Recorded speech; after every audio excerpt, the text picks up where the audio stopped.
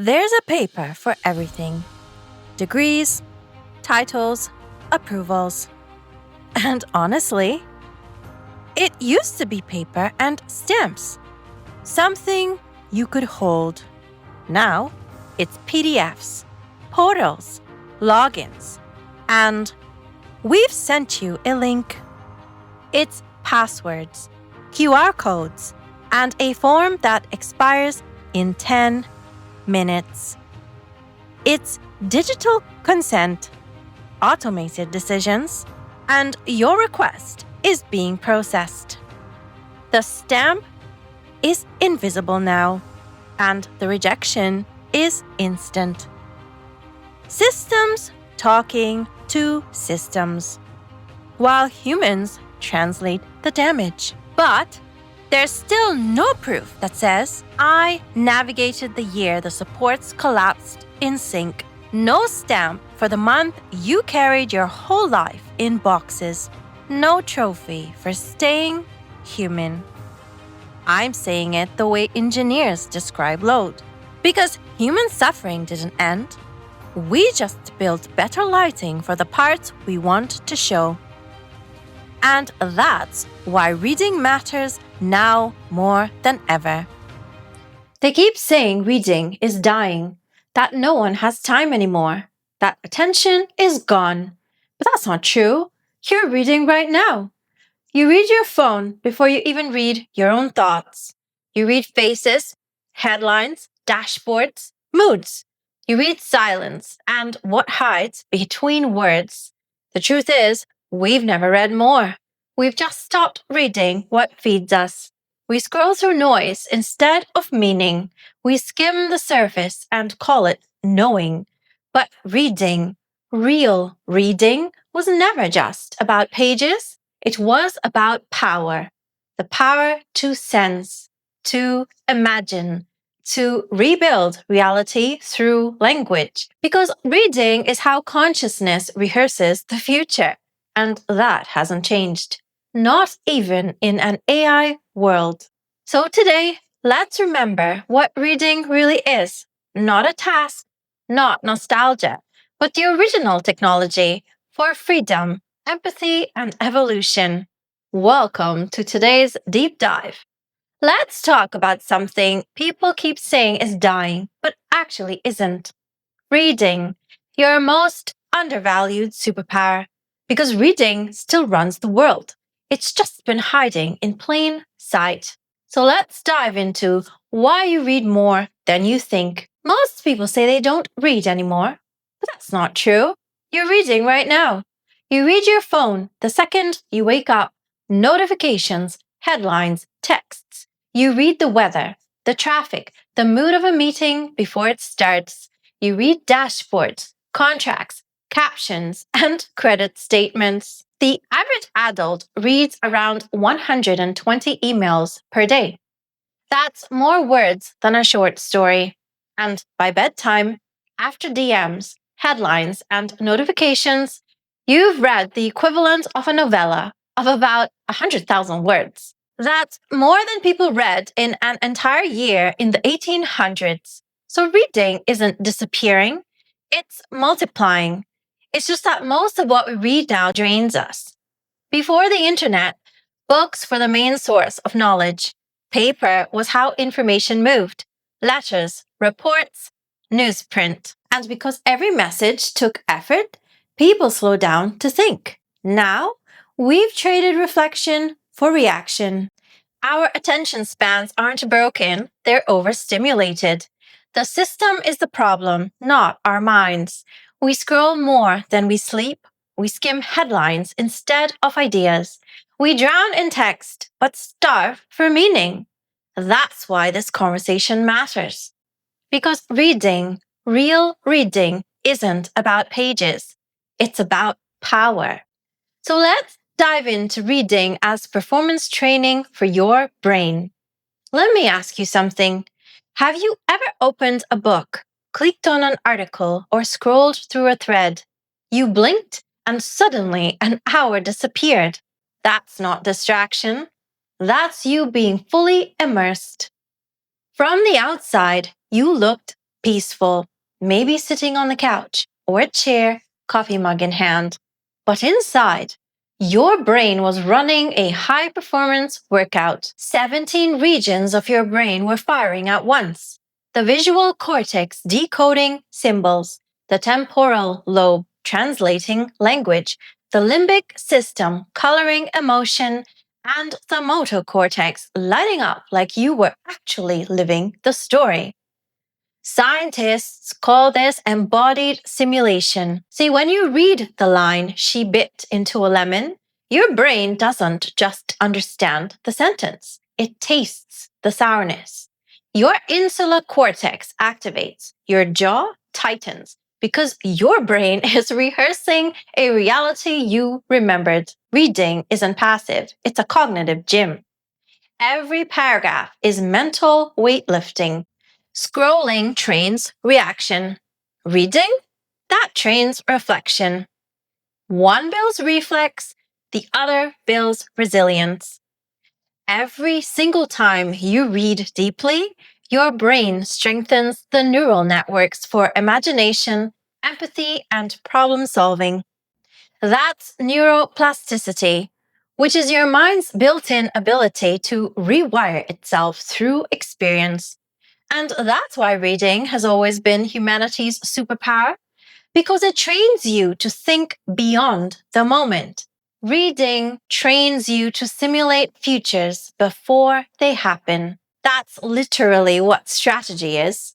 It's reading reality before it unfolds. So let's look at the original neural upgrade, which means we need to rewind. Before Wi-Fi, before alphabets, before coffee, humans grunted. Humans pointed. And people hoped they understood each other. It was pure chaos. Miscommunication could cost a life. Then something extraordinary happened. We started naming things. Fire, so we could cook, stay warm, and warn of danger. River, so we could find our way back to water. Mother, so we could honor the person who gave us life.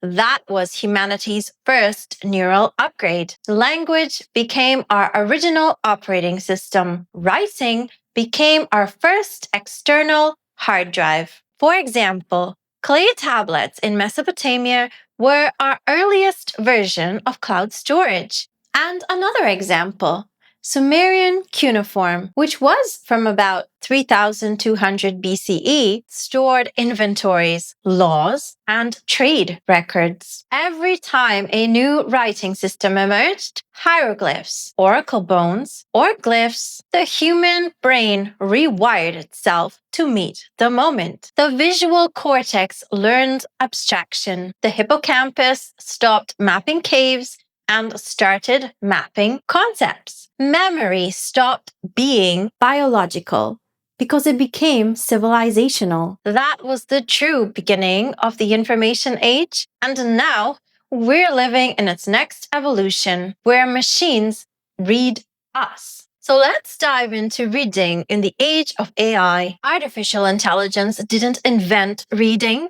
It learned to read from our words. Every dataset, every blog, every tweet, every caption, human text trained machine pattern. Because AI doesn't think, it simply decodes patterns we left behind. It reads syntax, not subtext.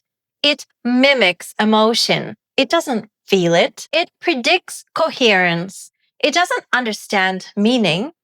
So while AI can process faster, it still can't read like we do, because human reading connects dots that data can't. Tone, silence, motive, memory, and power. We read for context, but AI reads for correlation. And here's the truth. We built AI by feeding it our libraries, our code, and our culture. But one thing it still cannot replicate is consciousness, which is simply the awareness that meaning changes the reader. And that's what makes human reading powerful. We don't just process words, we transform through them. So, how can reading be seen as survival?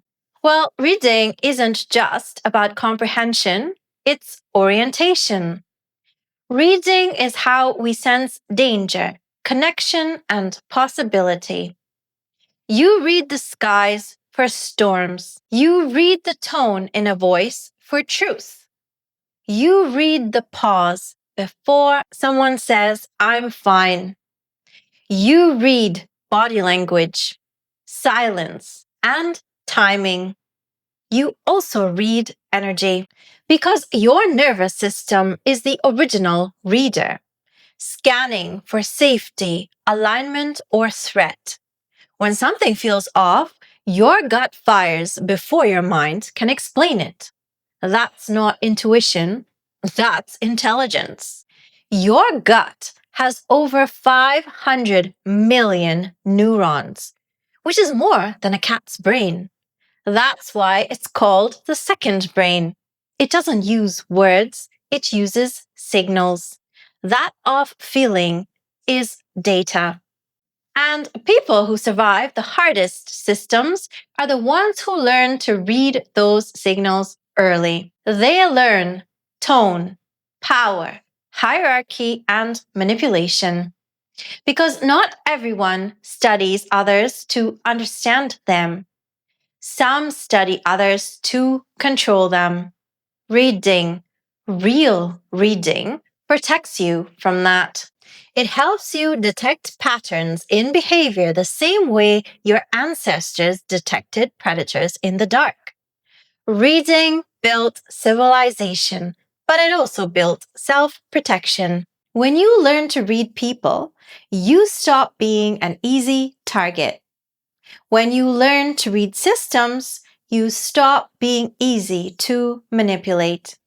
So let's dive into the modern reading crisis. Let's be honest. Most people say they don't have time to read, but they're reading all day. They just don't enjoy what they're reading anymore. The average employee spends about 28% of their work week reading and responding to emails. That's roughly 2.5 hours a day.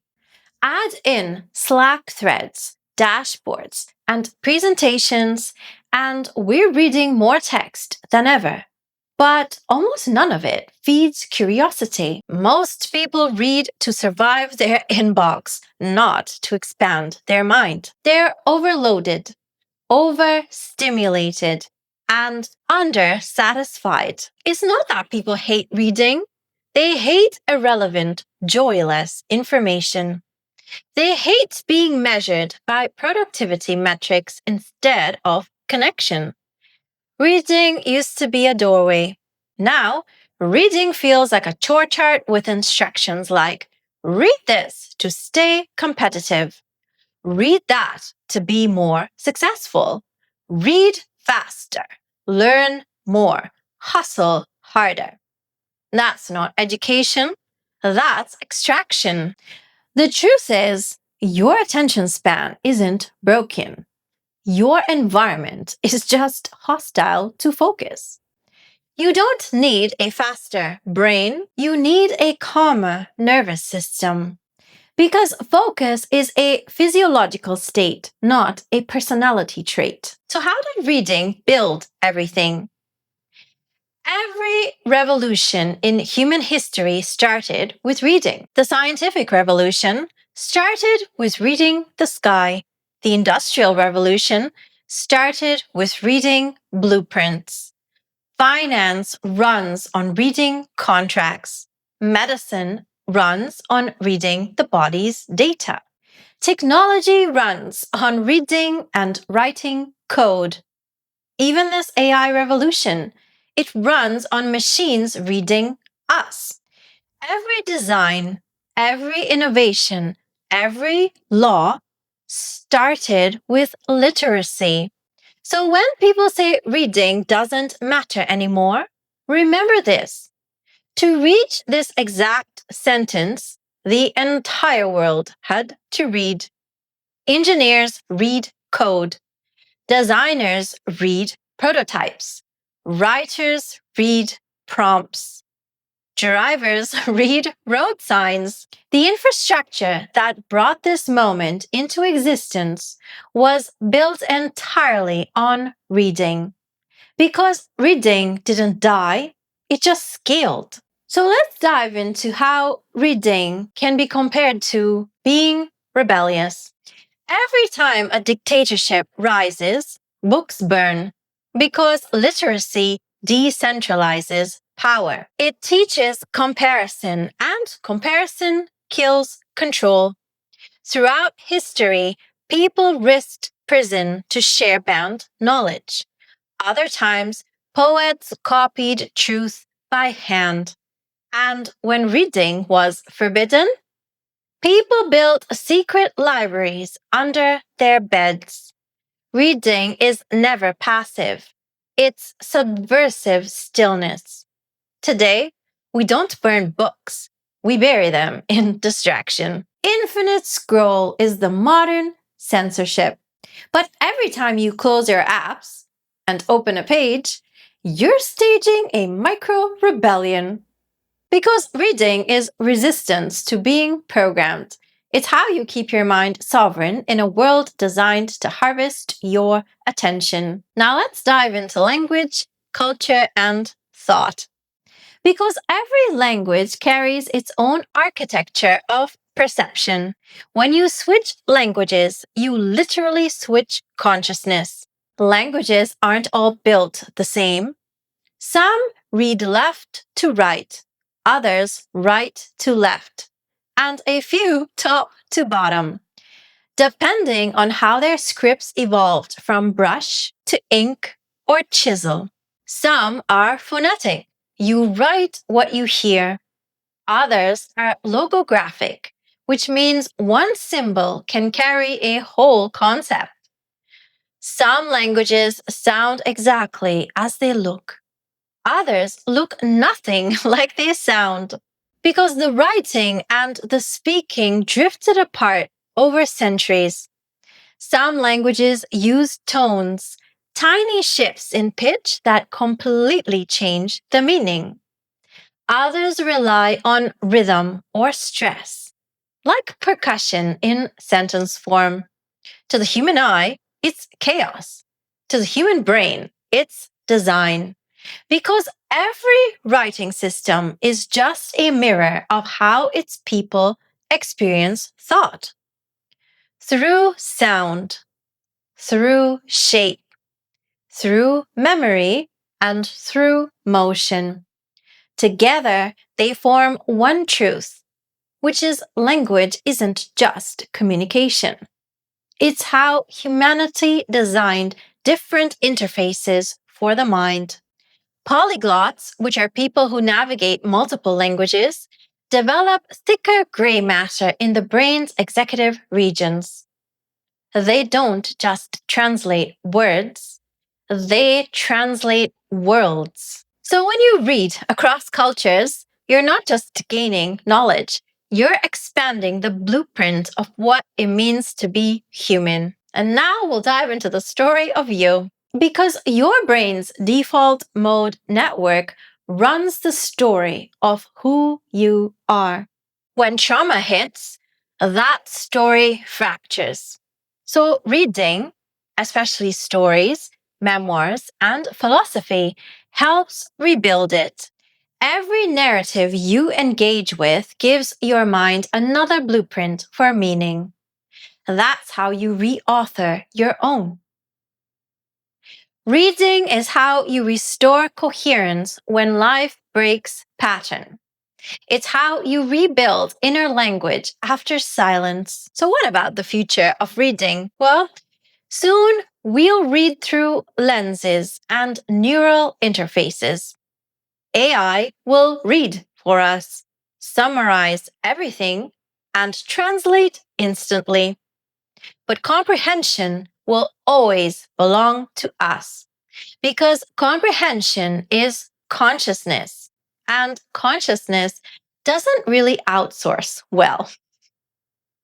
Machines can process language, but humans live it. That's the difference between translation and transformation. So, even in an AI world, reading remains the human advantage because meaning still needs a reader. So, how is reading seen as connection? Well, think about this. You didn't stumble onto this video. You read your way here. You read the time on your screen. You read the title. You read your mood and decided you had energy for this. Behind the scenes, someone read shipping labels, logistics codes, and software documentation just to make sure this platform worked.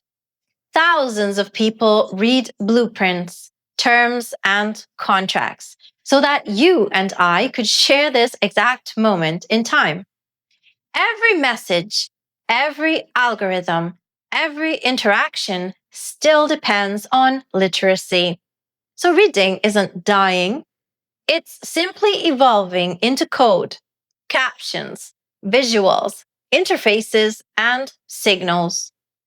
But the main principle hasn't changed, which is that we make sense of the world by reading it. So, closing off this topic, reading makes you powerful, even in an AI world, because AI learned to read from us. Reading is how we teach machines to think, how we teach civilizations to remember, and how we teach ourselves to stay human. Every time you slow down and really read a page, a person, or a pattern, you upgrade your own operating system. And that's not nostalgia, that's evolution. Because the future still belongs to those who can read the signals and write what comes next. See you in the next one. Because the story isn't over, it's just turning the page. And it's moving from paper cuts and dusty covers to the realm of digital design and process flow. So remember, reading makes you powerful, even now, because machines may learn to read words, but only humans can read meaning. You don't just process text, you become through it. Every time you pause, you breathe, and you read something that changes you, you're writing your own code. That's the quiet revolution. That's the human advantage. Because comprehension is consciousness. And as mentioned before, consciousness doesn't outsource well.